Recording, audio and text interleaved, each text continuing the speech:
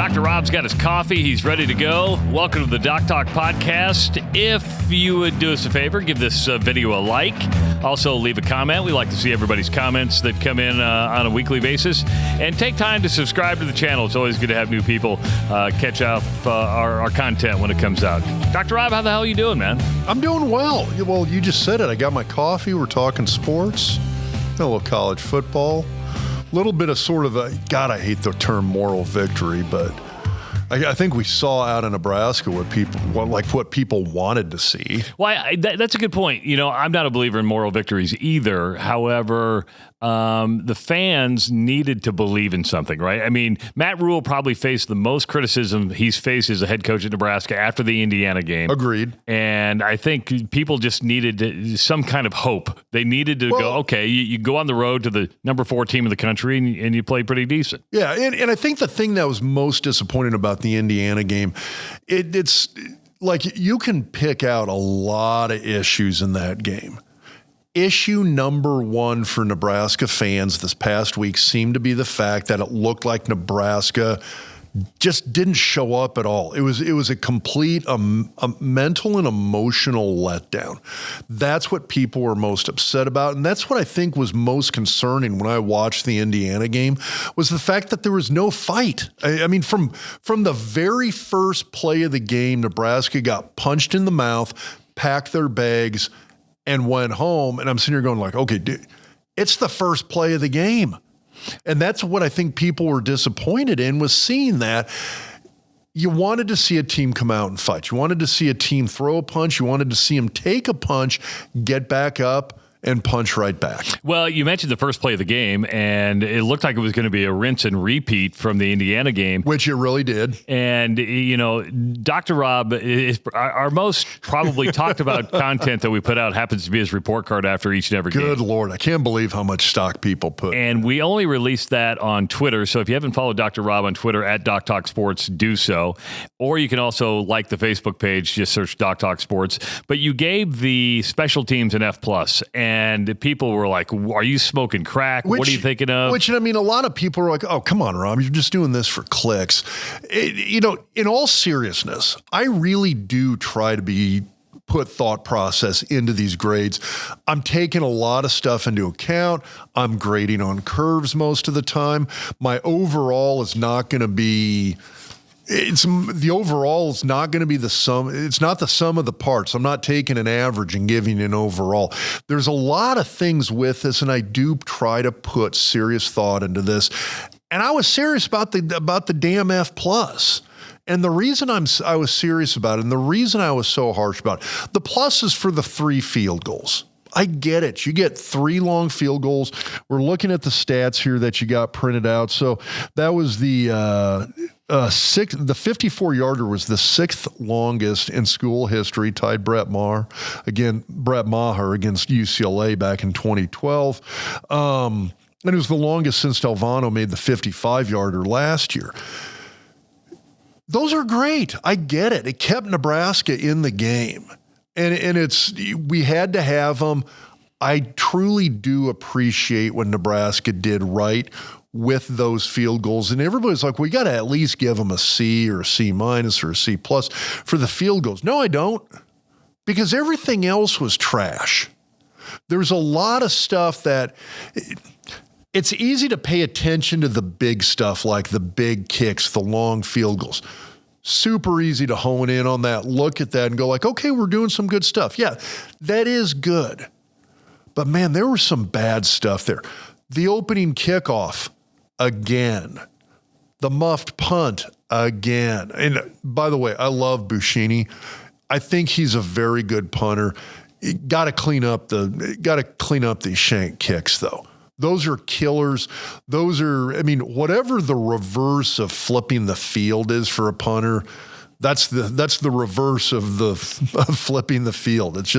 It's brutal. You're pinned deep, you're punting, you got to get it out of there, and you're not. You got to be better than that. And you got to be consistently better than that before that grade's going to go up. You had to take a timeout on a special teams play. There was a couple of times where the kickoff coverage I thought was fairly good. The punt coverage was okay.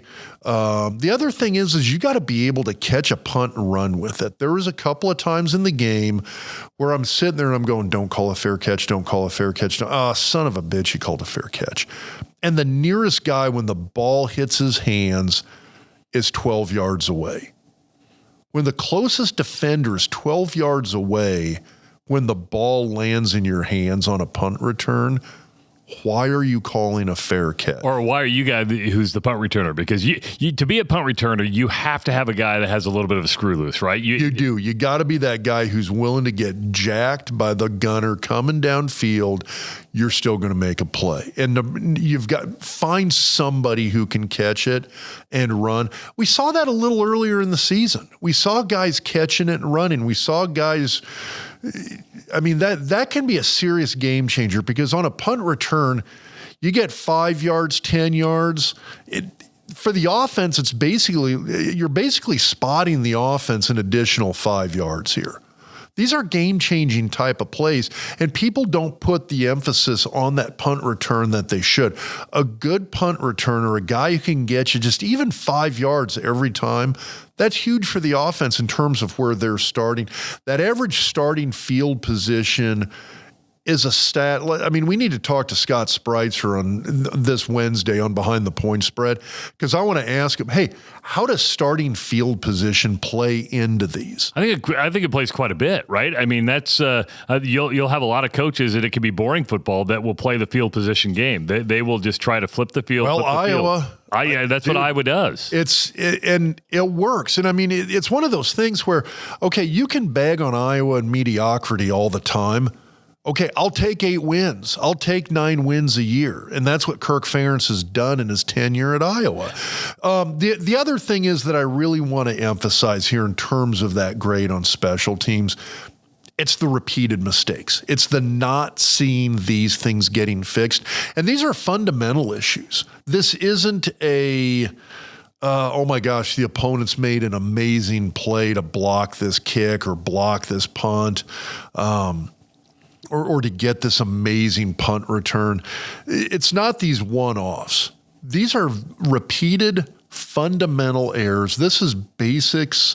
This is bare bones, bread and butter football where the job is not getting done. And at some point, it's got to come back to the coaching staff.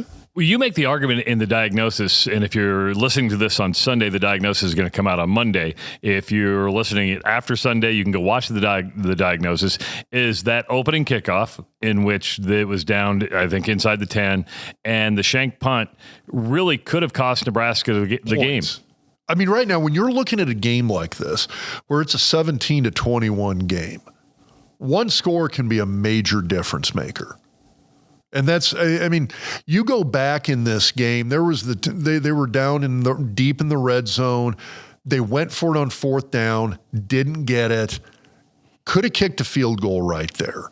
That opening drive, if they had managed to squeeze some kind of points out of that, if they'd gotten a 3-pointer, maybe you change your decision at that point on that 4th down later in the game and go, okay, you know what, we're just going to kick the field goal, because if they'd kicked the field goal at that point, it would have given them the lead. I appreciate the aggression and going for it, but you score some points earlier in the game, that changes how things go, and it may change Nebraska's thinking, and we end up with a few more points there at the end of the game.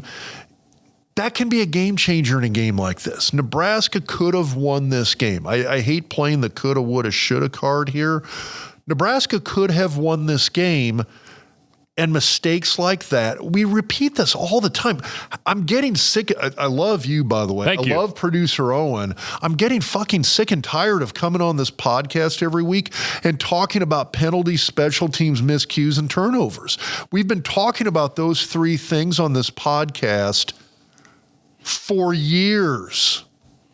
You're not wrong. These are fundamental things that got to get fixed at some point because it's costing Nebraska in these close games. And I'm looking at the rest of the schedule and going, hey, we need one more win to get to bowl eligibility.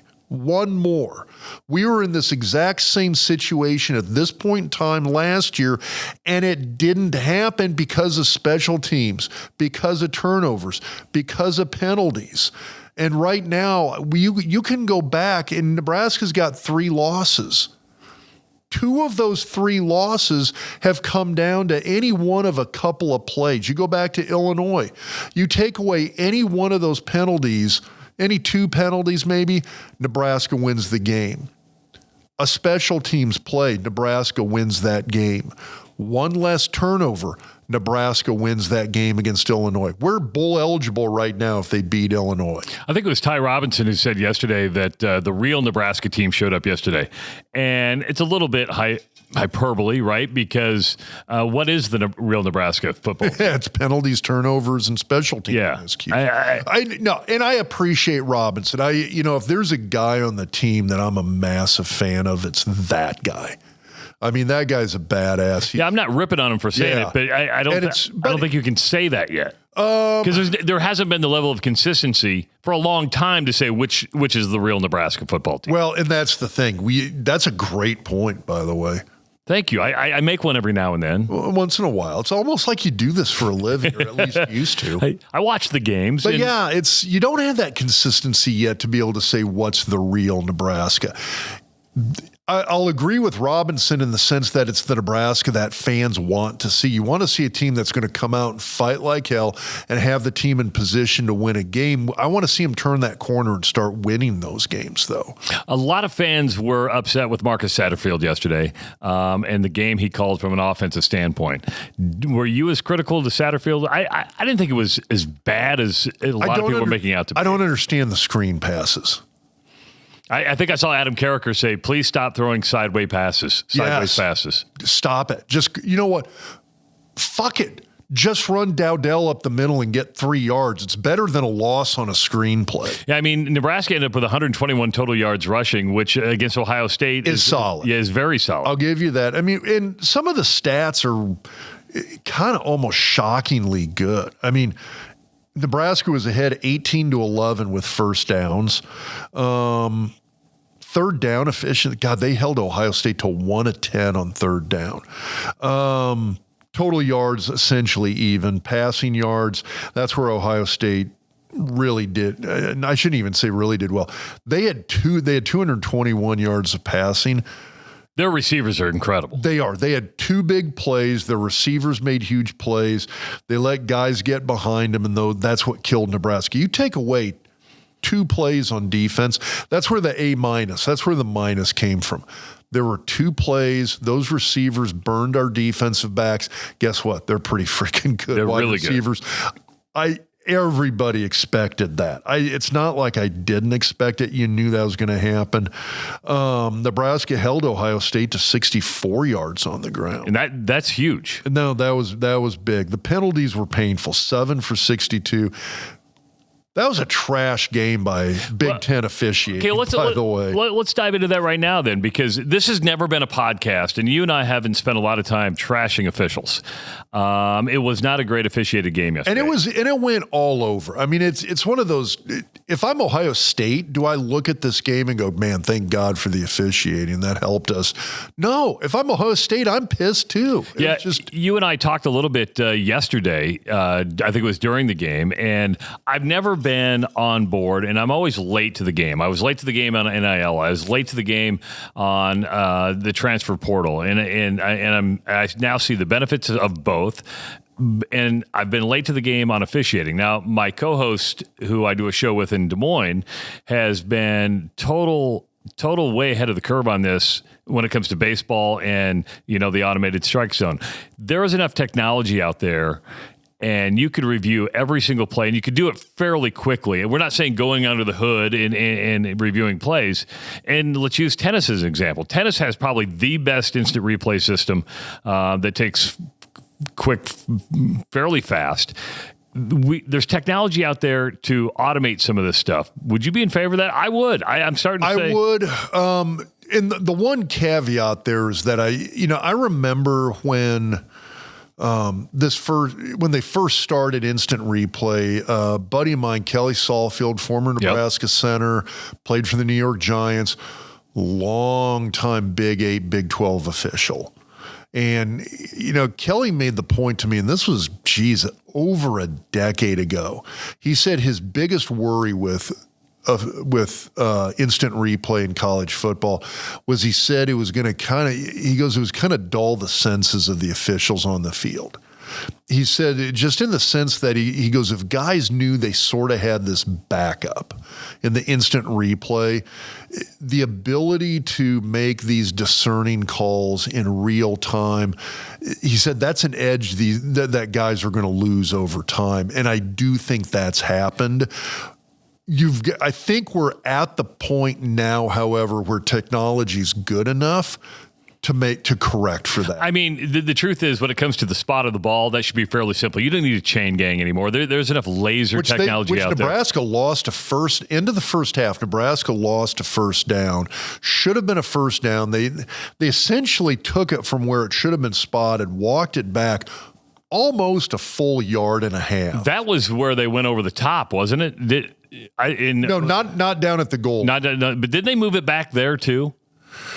Yeah, although he didn't make it. No, he didn't. Zone. He didn't. I mean, you can't jump from the 4 or 5 yard line unless you're somebody like Lawrence Phillips. You're not going to jump from the 4 or 5 yard line and make it over a pile into an end zone.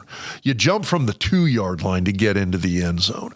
So that was idiotic in my opinion anyway. But this was earlier in the drive. They were, I think, on right around the 30 yard line going in. I got to go back and review exactly where they were at. But Nebraska should have had a first down in Ohio State territory. Clock's ticking. They didn't have any timeouts. And it forced Nebraska to get up quickly, run another play. And as the clock ticked, I think, listening to Damon and Greg Sharp, I think they said they lost roughly 18 seconds. When you've got less than a minute, that's almost a third of that minute that you've lost by losing 18 seconds. So the officials cost Nebraska 18 seconds there. Now, they ended up getting the first down on the next play, stop the clock, and kick the field goal there right before halftime, which, again, it was great. It's 3 points. But Nebraska would have had a couple shots at the end zone if it wasn't for that loss of 18 seconds. Huge play or huge mistake by the officials on that. And it seemed glaringly obvious. I don't know what they were looking at. And you don't have time in that situation as a coach to burn a timeout. If you don't have a timeout, you can't throw the red flag. It's just one of those, you just got to eat it and keep moving on. But it potentially cost Nebraska a touchdown on that drive. One thing I don't like, and fans are guilty of this, and I get that you're upset.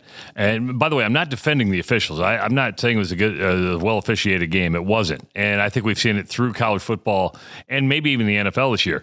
But don't take still frames and say, how come this isn't a hold? Because it's easy to take a still frame of a hold and go, yeah. I mean, you're an offensive lineman.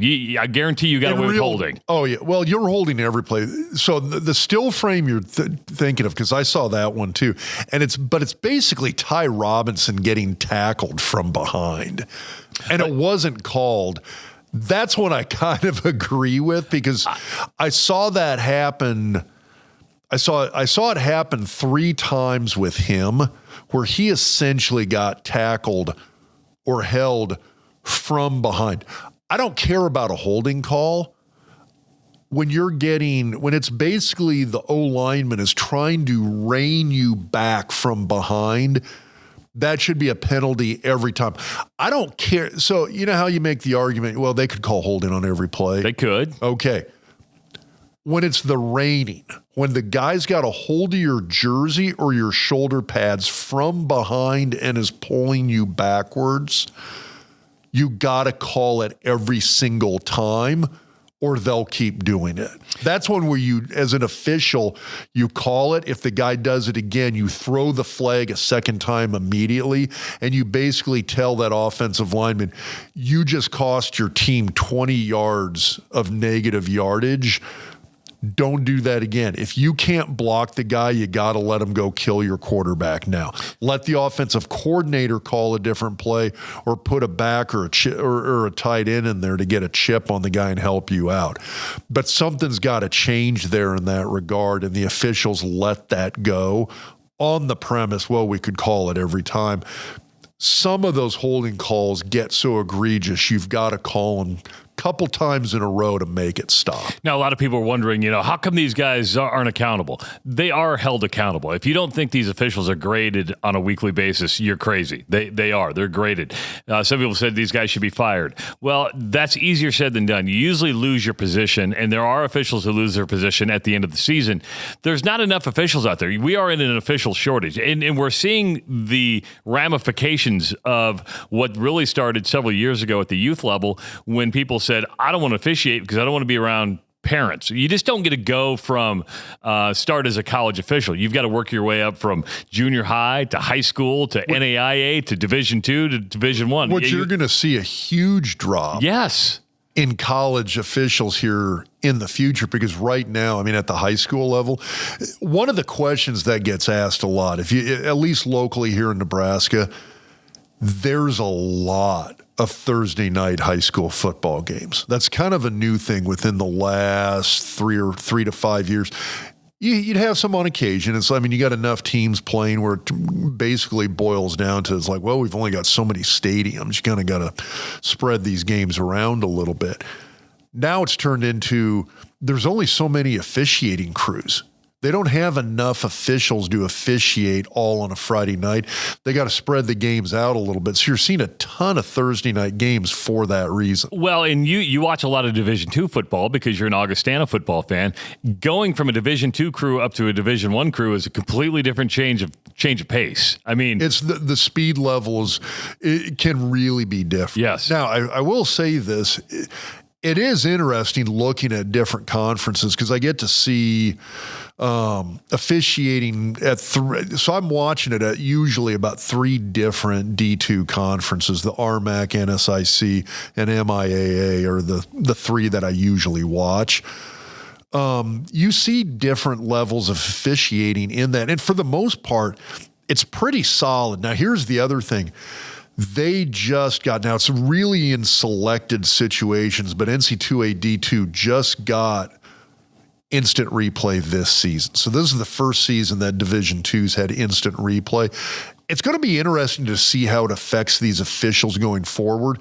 But I was usually more than willing to make the argument that in terms of making snap judgments, quick calls in real time on the field, most of these NSIC, RMAC, and MIAA guys that I'm watching officiate have been doing a really, really good job. And usually the way I'll gauge it is that I'm not looking at the instant replay. I'm looking at okay, if I saw that in real time as it happened, what call am I going to make?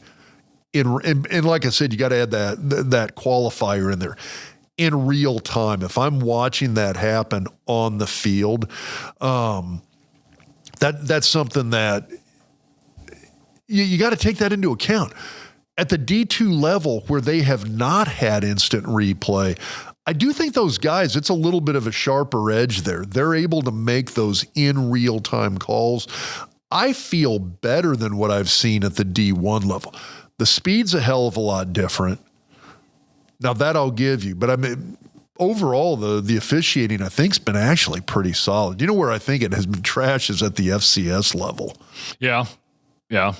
And that's my opinion, but the FCS football that I've watched over the last season and a half, their officiating, I think, is some of the weakest in the country. And I would even say with the addition of additional cameras, the instant replay that you see on TV, even fans have more ability to see certain things, and it becomes more critical. It's low-hanging fruit to go to the officiating all the time. It is, and it's easy to do when you've got the technology. But you just made the point that, we've maybe crossed over that threshold finally where that edge that's been lost by having instant replay, we now do have the technology to make that up, and they need to learn to start applying it. I mean, you watch a tennis match, for God's Yes.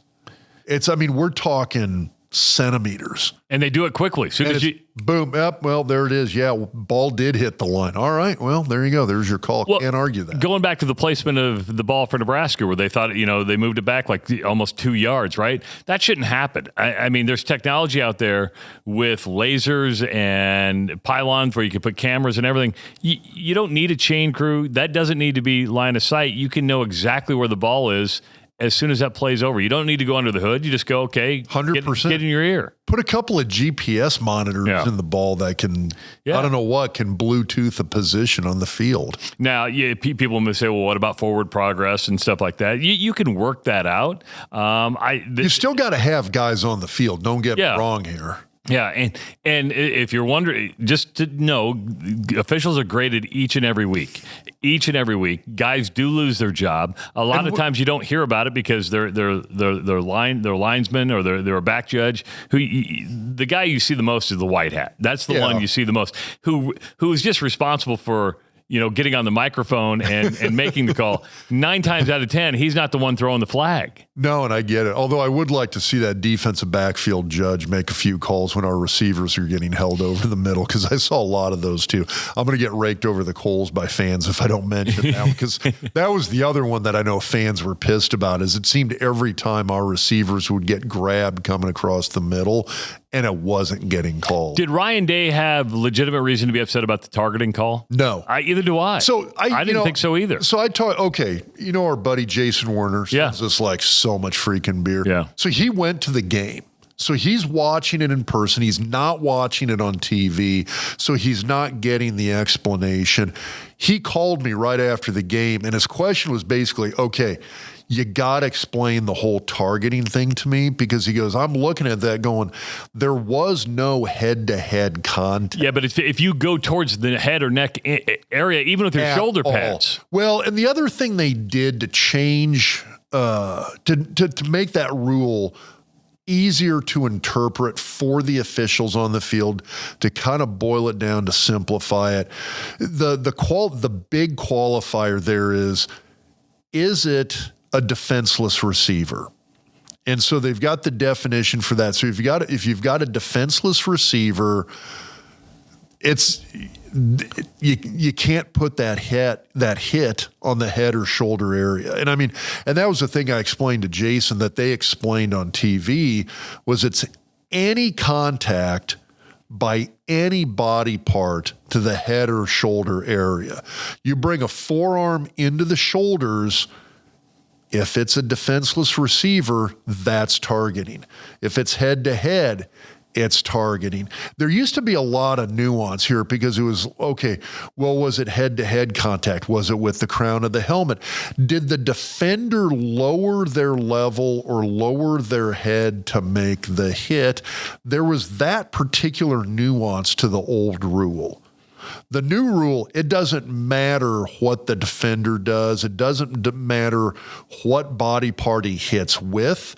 It almost doesn't matter what body part on the receiver he hits. It's basically, if it's from chest up, if it's a defenseless receiver, it's target. Yeah. And that's the rule. So that's the thing that I think a lot of people don't understand, is that if it's a defenseless receiver, it doesn't matter what body part you hit with, and it almost doesn't matter what body part on the receiver gets hit. If he's defenseless, you can't take that shot. Yeah, but Day made a fool of himself on the sideline. That was a potential game changer. It really was. At that point, you're sitting there going, okay, we're going to win this damn game. That's a 15-yarder, and we get to keep the ball, because it was a reception and a fumble. It's funny. I thought they were going to win as well, because I spent either Wednesday or Thursday. I went to a Youth for Christ event at King of Kings Church, and Larry the Cable Guy was there. And I went backstage with Larry. I've known Larry for 25 years. So I'm just thinking, which I think Larry's funnier than hell, but I'm sitting there going like, Youth for Christ.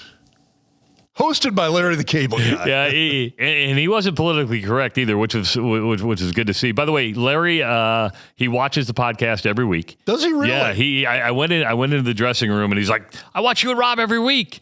That's funny. Puts it up on the TV. So, Larry, if you're watching this week, thanks for having me back in the dressing room. It was good to see you. But he was like, they're going to win. I said, what makes you think that, Larry? And he goes, Troy Dannon had invited him to go on the trip. And he goes, every time I've been invited, I haven't gone, and they end up winning. Wait, did he go? No, he did not go. God. Yeah, I know. So he goes, they're going to win because I'm not going to go. And it was getting late in the game. I'm like, damn. I wanted to go put money on this because Nebraska was like a 25-point underdog when we did behind the point spread.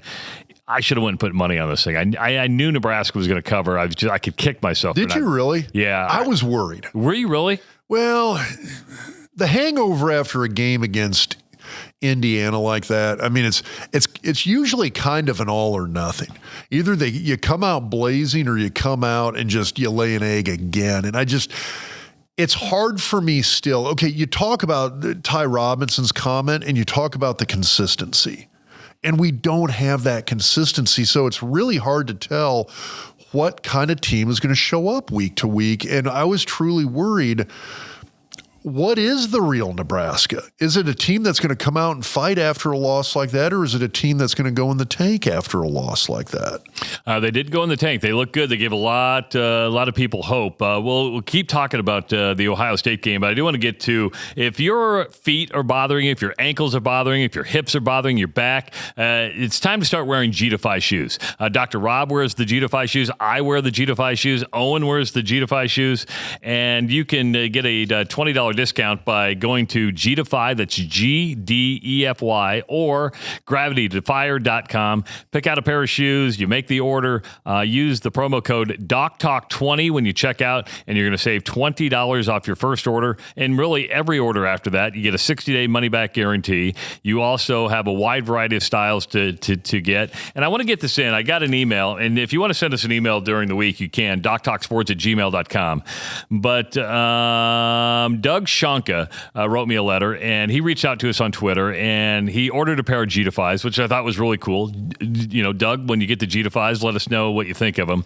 But he asked me if we could do him a favor, and I said, sure.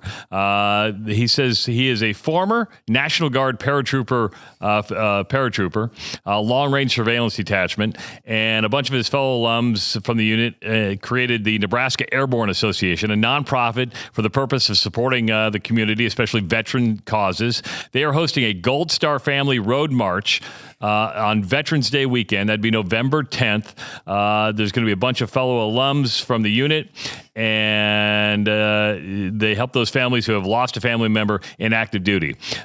So he's going to use the shoes during the walk, which is really cool. He's going to be wearing, I will say this, get them broke in and use them a couple times before you go on a long walk, because they do take a little bit of getting used to, but they're going to do 12 miles with 35 pounds on their back, and it's a ruck. It is. So they're hoping to do it in 3 hours. But you can go to NE Airborne. That's NEAIRBORNE.org.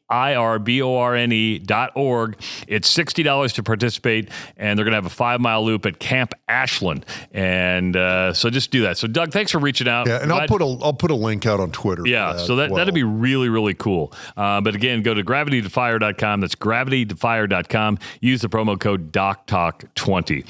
Dylan Raiola, I thought played decent. He came back. He wasn't perfect, but he you can see the maturation taking place. There was the close to touchdown. He was called down at the 1-inch line because of shin, and that was the right call, by the way. You can be upset about that, but that was the right call. And they did score a touchdown on the next play. But so we got the TD. He made a hot read, which he picked up the blitz quick. And and we cover this. We're going to cover this one in the diagnosis.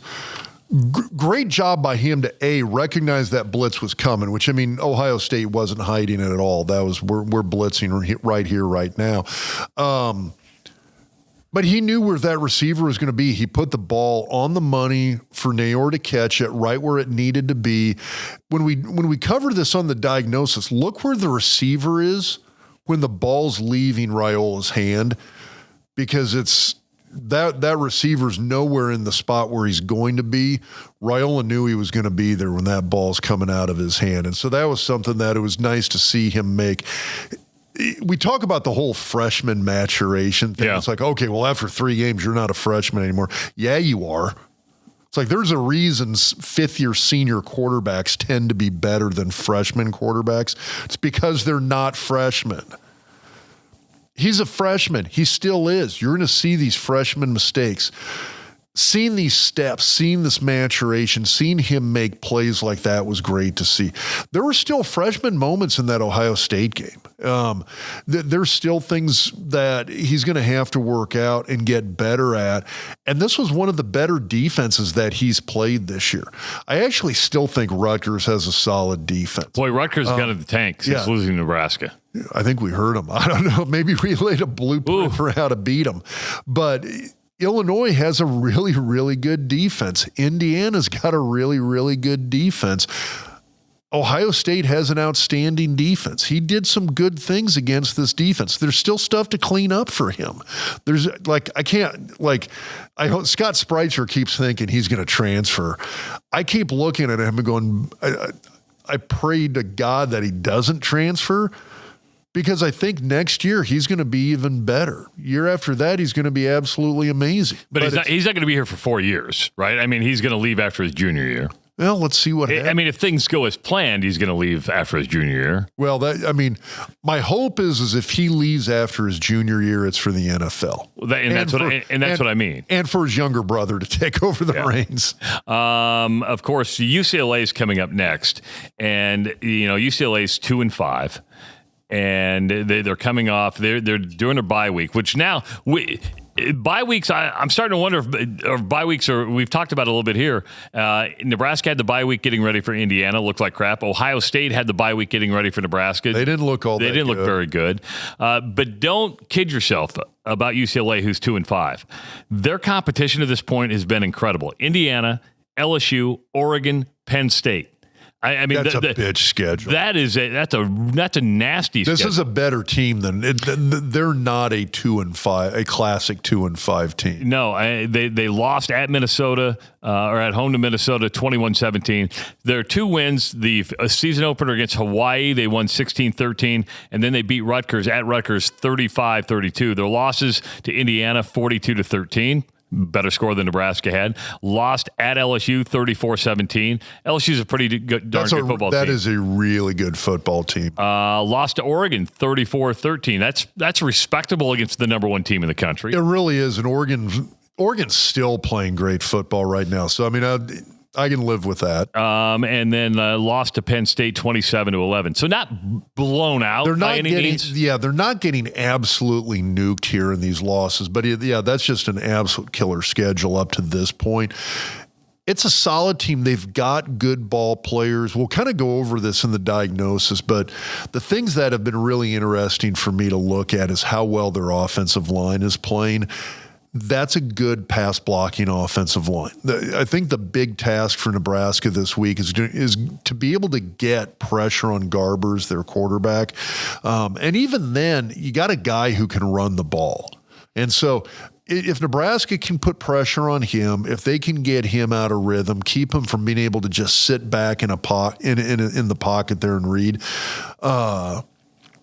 we're going to have a pretty good chance in this game. The thing that worries me is so far that offensive line has given him really solid protection. The other thing is that he's an underrated runner. The guy can run the ball. He's got some moves. He's got some speed. Don't be surprised if you see him take off and start running on us, because if he needs to, I understand Raiola had the nice run in the game on Saturday. Garbers can do the same thing. He will take off and run. He's not afraid to use his feet. Raiola wants to sit back in the pocket. He does not want to take off and run. Garbers has no problem doing that. I think the Achilles heel of UCLA is really its defense. They're giving up about 370-some yards a game. This is an interesting stat, and this is actually eye-popping to me. And it's red zone scores and red zone chances. Opponents or UCLA in the red zone is 15 of 17. Sounds pretty good, right? Of red zone touchdowns, Rob, only 7 of 17. Opponents against UCLA in the red zone touchdowns, 21 of 29. They've given up 21 touchdowns in the red zone. They've only scored on 7 of their 17 red zone chances. That's not very good. No, it's not. They're settling for field goals a lot. Well, guess who else has been settling for field goals a lot recently? Well, Nebraska did against Ohio State, but at least they were able to kick field goals finally, right? And you were able to put a kicker out there. Yeah. Well, and that's a telling stat, though.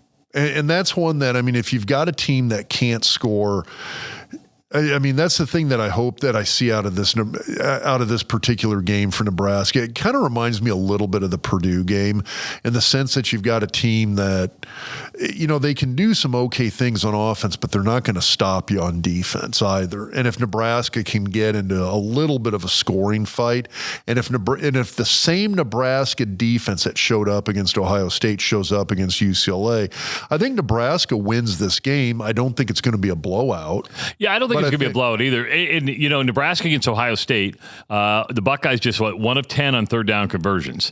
UCLA's defense is letting teams convert on third down 54% of the time, only converting on offense 36% of the time. Again, those are ugly stats for a team. I mean, if you're giving up that kind of conversion rate, which, you know, for most offenses, kind of the big goal for a season-long goal on third down conversion, if you're averaging right around 53 to 55%, you're doing really well on that, which I don't know, that kind of cracks me up because as soon as I said that, I thought about talking to Scott Spreitzer again on Behind the Point Spread. Wednesday nights on YouTube. If you're a handicapper, and what did Scott say? If you're hitting 53 to 55%. Oh, you're hitting 55, you're making good money. Yeah, that's crushing it. So, but that's the same thing on offense. If you're hitting between kind of that 53 to 55% on third down conversions on a season as an offense, that's kind of what you're gunning for. That's what you want to be hitting at. Nebraska went for over 100 yards on the ground against Ohio State. Dowdell ran the ball a lot better against the Buckeyes. Are you liking where this running game's going? I like that. I like the fact that they did it against a very good run defense. The thing that I'd like to see is some of these short yardage situations when they get down on the goal line. They had the one touchdown that was great. You had the other situation where they went for it on fourth down and didn't get it. These are situations where you're lining up, you're in the red zone, you've got to be able to punch it in from a couple of yards out. And Nebraska had the one red zone trip where they walked away with no points because they weren't able to move the ball in these short yardage situations. When it's a third and short, when it's a fourth and short, I don't care if it's second and short. When you get into these short yardage situations where you've got to make those 2 yards, that's the big thing that they got to improve on. And that was where, if I downgraded Nebraska's offense, when you look at the grades, that's where the downgrade came from for both the offensive line as well as the run game. It was those short yardage situations that I want to see Nebraska needs to drastically improve upon. Of course, it's a 2:30 game at Memorial Stadium. If you want to go decked out in red, make sure to go to Husker Hounds, 2 locations in the Omaha area. Rob's got his red Adidas. Bought it from Scott at Husker Hounds. Did you? You go to the Superstore at 84th and Center? This is where I got it. Now, I've had this one for a couple of years. This is one of my favorite sweatshirts. It looks warm. It's like a fleece on the inside. It is. So it's a line. It's kind of like a lined one, but yeah, it's a great sweatshirt. But he's got some great stuff. I got a little cell phone pocket here. Well, it's got everything you need. It's got pockets. So if you want a sweatshirt, if you want a quarter zip, if you want a polo, if you just want kind of a long sleeve shirt, Scott has it all. Plus your corn heads, parkas, your hats, your parkas. It's going to start getting colder. Go to Husker Hounds, or you can shop online at huskerhounds.com. If you need need legal representation. And, at some point in your life, you're going to need legal representation, not for getting in trouble with the law, but even real estate planning, estate planning, you name it, litigation if you do need it. Connor Orr is our lawyer of choice. He's a big, tall ginger, but he knows the courtroom very, very well. And Orr Law Group is expanding, getting bigger, offering more services. So contact Connor Orr today. Go to the website orlawgrp.com. That's orlawgrp.com. Watching yesterday, Oregon kicked the crap out of Illinois. Illinois came back to reality yesterday. And Penn State wins at Wisconsin the other night. So I'm starting to look at the Big Ten going, okay. They've still got a chance to get 4. They do, but after watching Ohio State, Ohio State played Oregon to a 1-point game, right? And that's the thing that in my mind, I still have Ohio State in there. I mean, if Nebraska beat Ohio State, I think Ohio State's out. Well, a lot's going to happen this weekend because Ohio State plays Penn State this weekend. They go to Happy Valley. They go to Happy Valley and win, and you're going to go, oh, okay, they're for real. And they've got Indiana to come up with. Indiana won again yesterday. So it's just be interesting to see. Yeah, the schedule's going to get tougher for some of these teams. Each and every week as we get later in the season is going to become more and more interesting. Yeah, it's going to be interesting. And Ohio State has some weaknesses. I mean, their left offensive tackle, they're on, not that Nebraska's not in the same boat, but that left offensive tackle for Nebraska just got brutalized against Nebraska. I think he was the reason they gave up those sacks. A lot of tackles for losses, a lot of pressure on Will Howard came off of that side of the ball. That's a weak spot for them, and that's a key spot on any offense. If you've got an offensive tackle and you can come off the edge on one side or the other, that's tough for you. I mean, as an offense, you have to be able to game plan around that. And right now, Ohio State's trying to do that, and they're having a lot of trouble doing that. I'm just looking at the Big Ten. Is there a best team in the Big Ten? I mean, Oregon probably right now because it has the win. I'd probably. As soon as I say Oregon, I sit there and you can't discount Indiana. I'm with you. I mean, right now it gets difficult for me because you've got those two teams. You're going to see a lot here over the next couple of weeks because Ohio State, well, you just said it. Ohio State has to play Penn State. Ohio State has to play Indiana. Those two games are going to be really telling in terms of how it shakes out.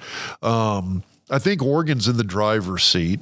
I would agree with that. I think Indiana is in that, hey, we control our own destiny position where if they can take care of business against Ohio State and if they can knock off Ohio State, which especially after watching the Nebraska-Ohio State game, I mean, that was in Columbus. Indiana's a better team than Nebraska. They are. What happens when Indiana goes head-to-head with Ohio State? And if they're hitting on all cylinders, they play well, that's going to be a tough game for Ohio State to win. They got Ohio right now. I'm looking at the Ohio State-Indiana game and going, okay, Ohio State's going to have to play. They're going to have to punch up a level to beat Indiana. I really think that. And then I'm sitting here thinking, okay, well, if Ohio State's going to have its hands full with Indiana, how's Indiana match up against Oregon when you think about that Oregon-Ohio State game was a 1-point game, and that was at Oregon. So, because I think that's a game Ohio State wins if they're at home. SEC's looking as good as ever, and Texas A&M beat LSU last night, and A&M is now 5-0 in the SEC. It's a bitch conference. But, I mean, again, that's a conference that's doing a little bit of self-cannibalization as well, too. I mean, you look at – because didn't Ole Miss get beat? No, Ole Miss beat – okay. They beat Oklahoma. Okay. So it was a crazy day in Oxford. My daughter called me because she's been there 5 years, and there's been some big games in Oxford. She goes, she's never seen this many people in Oxford. Really? Kevin Costner was there. He took his kids on a tour of the university. It's funny because Abigail's group gives the tours, and none of the students knew who Kevin Costner was. None of them knew who Kevin Costner was. It's even from like Yellowstone. Yeah, well, it's a lot of girls that give campus tours may not be watching Yellowstone. Well, that's true. So he probably liked it though. You're giving a tour. You're not fawning over some movie star. But I think Ole Miss is out. Going back to Ryan Day, if he doesn't make the playoffs, he may get fired. They may fire him. I think so. Every so often, there's coaches who end up on the hot seat. And I think it's an absolute travesty when that does happen. And I think he's one of those guys that I think, who do you replace him with? Matt Campbell. All of a sudden, you're Mr. Cyclone over there. All of a sudden, there's a whole lot of Iowa State fans watching this whose buttholes just clenched when you say that. Here's a question for you. I mean, he probably, so 2 or 3 years ago, this is when he had Breece Hall, he had a couple of those other playmakers. Xavier Hutchinson, he had Brock Purdy. Yeah. Pretty good players, right? There's been a number of seasons where I've looked at Lazard. It's all these NFL guys. Yeah. There's been a number of seasons where he's had those guys up there in Ames and just hasn't quite gotten them over the hump. Is he going to go to Ohio State and magically now he's going to go to Ohio State. Now he's going to have those weapons. Now he's going to get over that hump, and all of a sudden he's going to be the next Urban Meyer. I'm not sure I'm buying that. I would agree with you on that. I don't necessarily agree with that, and I think you just asked me a question: who would replace him? And well, you gave an answer and pissed off Cyclone Nation. Those are your people. Trav. Well, and that would be an understandable move. And you look at it. Why did Jed Fish leave Arizona to go to Washington? Right? Is it that much better of a job? It's a better job. Is it that much better?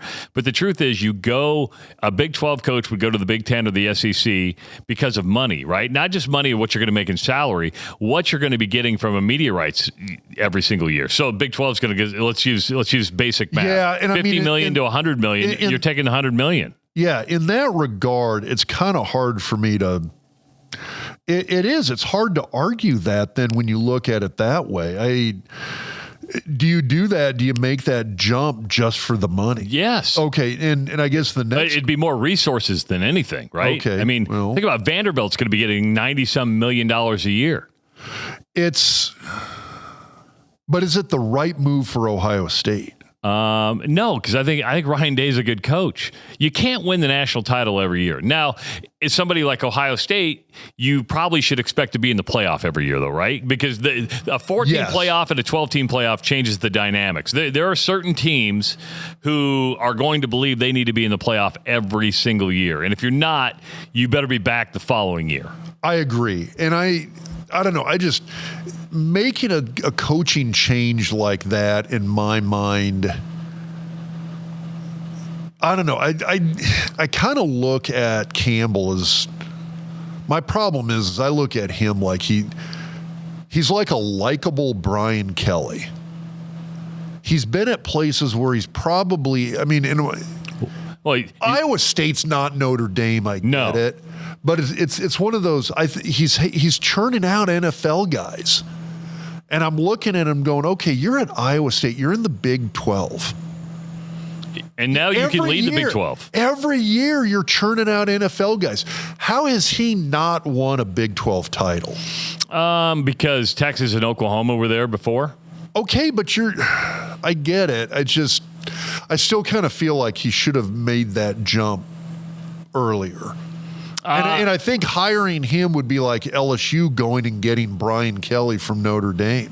I think it'd be the same kind of thing. Hey, we got Matt Campbell in Columbus now. Watch what happens. Oh, they're going to be about the same as what they were under Ryan Day.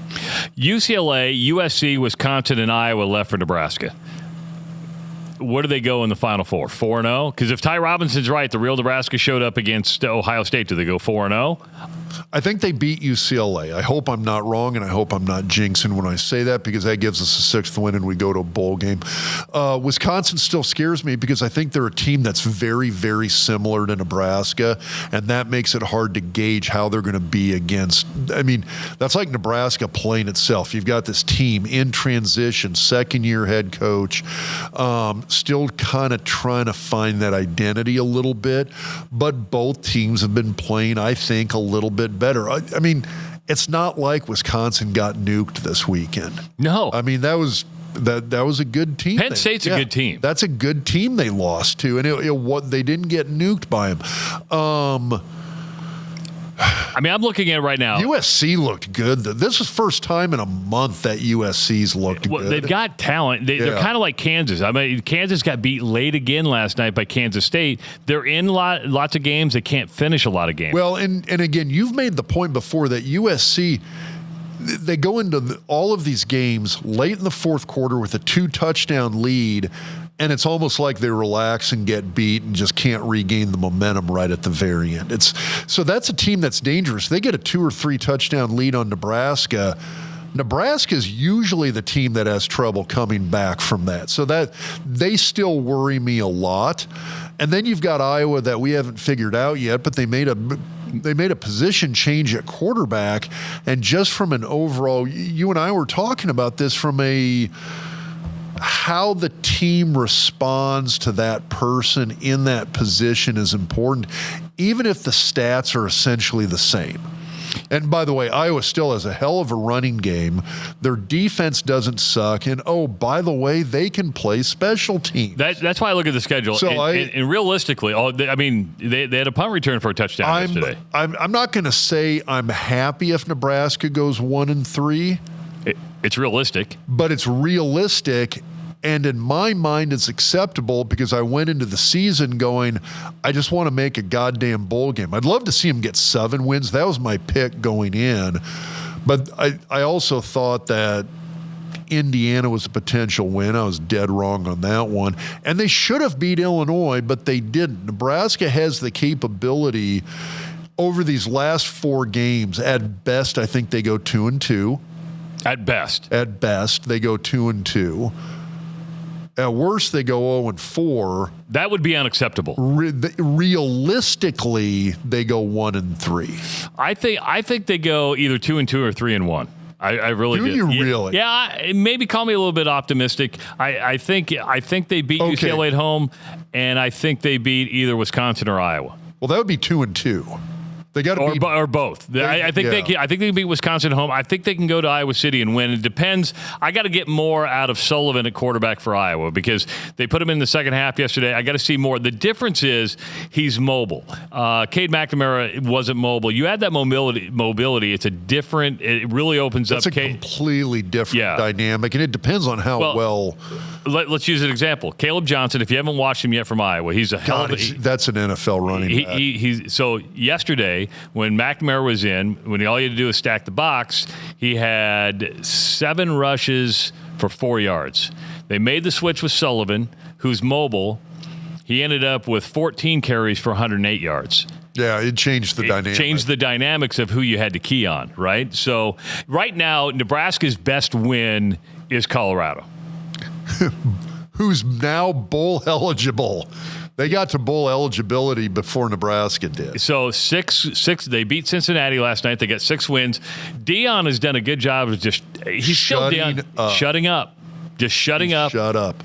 He still chirps a little bit, but he's not making some of those flamboyant statements to like, just be quiet and coach football. It's taken I think that takes a massive amount of pressure off of a team. I think it's a massive distraction for a team when he did do that. You want to know the comparison I look at, and I think you know where I'm hoping you know where I'm going with this. What's the big comparison for this in my mind? Because we've talked about it before. With Deion? Yeah. I forget. Jim Harbaugh in Michigan. Yeah. It was the shtick, the khakis, the hat. Going to Rome for spring ball, spending nights in people's houses when you're recruiting them. Yeah, and it was and he was so verbally out there about it. I mean, you wanted a quote, go to Harbaugh. Then he kind of got a little on the hot seat. There was that COVID season. Took a pay cut because he couldn't beat Ohio State. Yeah, and all of a sudden he was like, all right, you know what? I'm going to shut the hell up, and we're just going to – it turned into this nose to a grindstone. Next thing you know, they've got a national title. And you can call them cheaters. Forget that. I mean, okay. The rule isn't that you can't scout other opponents. The rule's not that you can't steal signals. Guess what? It is legal to steal your opponent's signals and use them against that opponent. That is legal to do under NC2A rules. You just can't send somebody to the stadium. You just can't send somebody to another game to do it. But you know what happens? It does. Everybody's doing it. And the rule's in place not because they don't want you stealing the signals at an away game. It's some schools don't have the monetary resources to send a guy to scout out and steal somebody else's signals. The rule's in place because of financial fairness. That's the only reason it's a rule. It has nothing to do with the signals, using the signals, stealing the signals. It's a financial fairness rule. So the spirit of that rule, when you're saying, well, Michigan cheated, it's the most disingenuous argument out there. They won the damn national title on the field, fair and square, using the same rules everybody else has access to. Don't give me this cheating bullshit. They put their nose to the grindstone. They made a multi-year run through the quote-unquote 4-team playoff, and they eventually won a national title. Good for them. Harbaugh did that. Harbaugh's not there. Guess what happened to Michigan? Tanked. They tanked. Now, they did beat Michigan State. Fuck you. For those of you new to the podcast, Dr. Rob is also a Michigan State fan. I'm a closet Spartan. So you can't. He shut the hell up. That's the point about Deion. He shut up. I mean, you haven't seen flamboyant quotes from Deion in a month, and they've played good football. And I think it does take the pressure off that team. That's why I look back and go, Nebraska look back and go, that Colorado win is it's a good win. It's a good win. It really is. It was a good win. They played well in that game. Second half would have liked to have seen a little more offensive productivity, but the defense came out and shut those guys down for 4 quarters, knocked guys out of the damn game. Shiloh was out for, I think, 3.5 weeks after that game. It's a good win.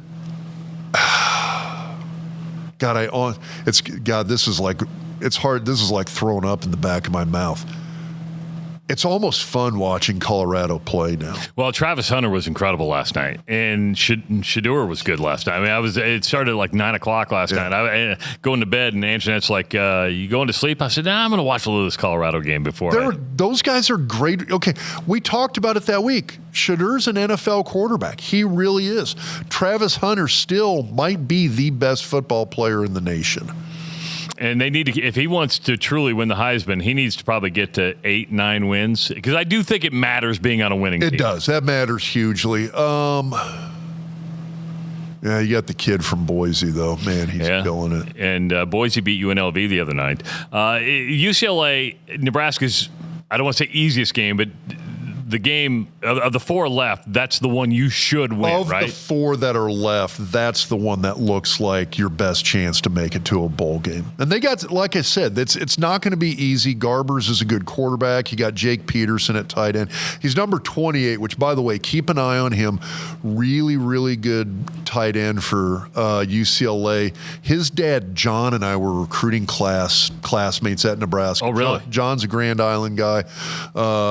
Prep All-American center for Grand Island back in the late 1980s, and played for Nebraska until he had a career-ending ankle fracture, just destroyed his ankle.